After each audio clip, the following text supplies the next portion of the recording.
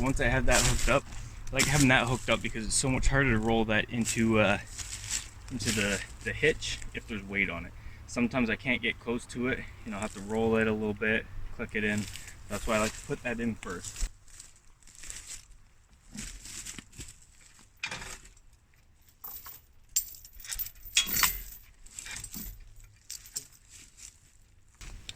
So with this new log hauler, I incorporated a little pulley system in it, and I have permanently attached is a 3/8 chain with a chain grab hook in it. The other one I had to always have on the four wheeler and kept taking it off, and it's easier to lose. This always stays in here. Also, the pulley system gives it a mechanical advantage of 2, and that makes it so much easier to crank versus the other one that was just straight pulling up. So half the weight. It takes twice as long to roll it up though.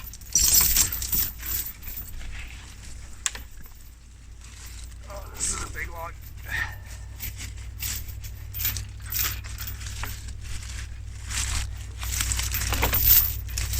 So this is probably the biggest log that I have had to pull with it.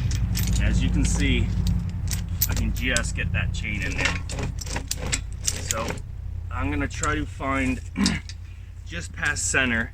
This is the butt end of it, so I want to have the chain more on this end to give more weight on my tongue a little bit. If I had it the other way, it would take weight off my tires, and I have really bad tires and I wouldn't get much traction. So this is why I like to have a little bit of weight, maybe 50 pounds of weight on the front.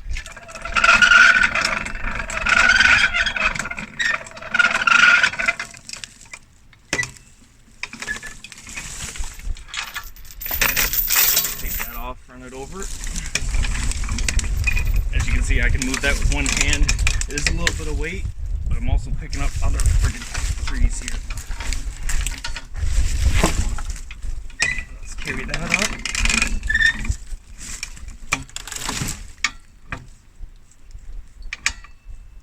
There.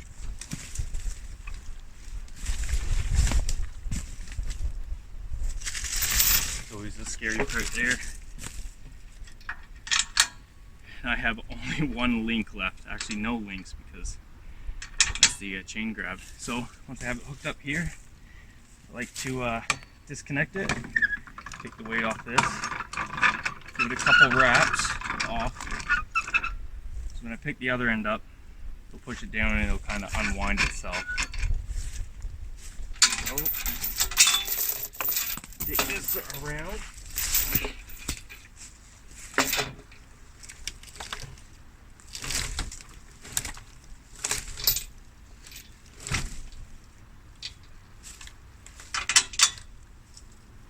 That was quite a bit of weight on the front, but I don't mind that. So the only things that are holding it are the 2 chains on the chain grab hooks there. This is completely off. I don't like keeping tension on this going through the trail because the bouncing could break this. I don't want that. So yeah, time to go.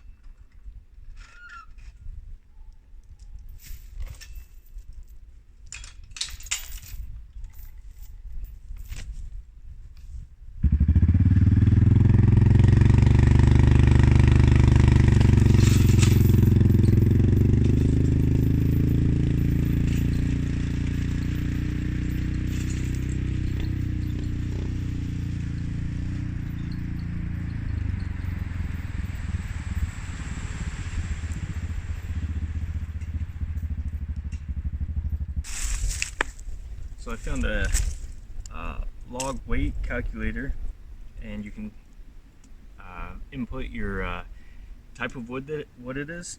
This is popple, aspen, and large diameter of it is about 19 inches. So you can throw that in. Small diameter of the tree is 17 inches, and the length of this, which came to here, was actually 9 feet. So it's actually about 9'3", but I just threw in 9 feet. And the weight on that came to 610 pounds. And again, this is green wood. This is freshly cut, maybe a month ago. So it's still pretty heavy. It's not completely dry. So 610 pounds is what that weighed in. That the ATV I have is a Kodiak 400, and the tires on it are I need new tires. They're pretty bald on it. So and this hauled it out no problem. So I'd like to try a bigger log, see what the log hauler can do. I know it can do at least 600 pounds.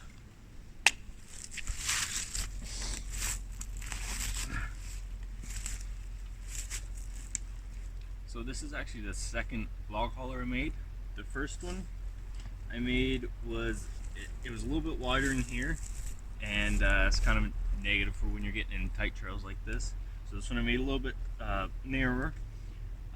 With that, I threw on wider tires. That's to help with the weight, really, weight distribution over wider tire, and especially if you're in the spring like I am now, you're not going to sink into the mud so much. That's nice. The negative thing about these in general is going into a trail in tight areas like this, you really have to unhook it from your four-wheeler or bike, and you got to turn it around, back it into where you want, and it's not really hard. It's not really a negative thing, but it does take it is a little bit heavy to push through, especially a raggedy trail like this. Like, there's a lot of roots, a lot of rocks in here. If it's in a nice smooth spot, you're not going to have that problem. With this second one I made, I threw on a cable system instead of, I had a belt one before, and that was pulling straight up from it. So that cranking this up was pulling the entire weight of the log. Now with the cable system, with two wire ropes taking the weight of it, each one takes half the weight. So when you're cranking on it, it's going to give you that mechanical advantage of 2. So it's definitely a lot easier to crank than versus the old one I made, which I'm actually going to convert to this because it's so much easier. With this one too, I also made it a foot longer, mainly for if you're hauling wood out for lumber. If you want 16-foot lengths, normally you want to cut your trees at over 16 feet. So normally you cut them at 16 and a half feet, sometimes 17 feet. And normally what you want when you're picking this up, you want to grab the center of it and just pass, so that a little bit more of the weight is on the tongue, and that'll just give you a little bit more weight on your back tires, help you get that little bit more traction. If the weight was on this end, like I said before, it's going to take the weight off, which is not good either. So at 16 feet, if you're grabbing past it, you might be grabbing at 9 feet instead of dead center at 8 feet, especially if the butt end is at this end that sticks out. So that's why I made it a little bit longer. I also took these all the way down to the vertical member and welded them solid. That just gives this more rigidity, because this is going to be taking, I want to say, like 90% of the weight of your log. This is where it picks up from.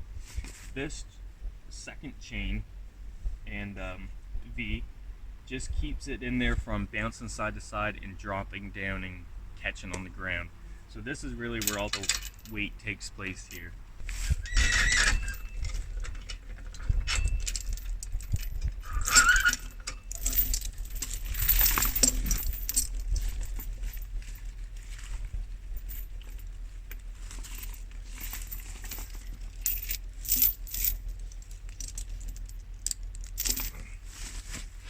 One thing I never took into account is the circumference of bigger trees.